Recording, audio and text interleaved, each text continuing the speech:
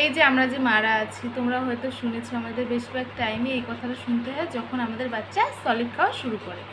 তো বাচ্চাকে খাবার কখনো জোর জবরদস্তি খাওয়াতে হয় না, ওদের অফার করতে হয়। ওরা যদি নিজে থেকে খায় তাহলে তো ভালো, আর নয়তো বা জোর জবরদস্তি করা একদমই যাবে না। সেটা আমরা ডক্টরের কাছ থেকেও শুনে থাকি বা অনেক ভিডিওতে অনেকের কাছেই শুনি। তো আমিও প্রথম দিকে এটাই ভেবেছিলাম যে আমিও আমার বাচ্চাকে খাবার কখনোই জোর জবরদস্তি করে খাওয়াবো না, তো অফার করবো, নিজে থেকে খেলে খাবে, না হলে বাদ দিয়ে দেবো। তো সেই রকমই আমি ওর জন্য এইটা ওইটা খাবার বানিয়ে নিয়ে এসে ওকে অফার করি।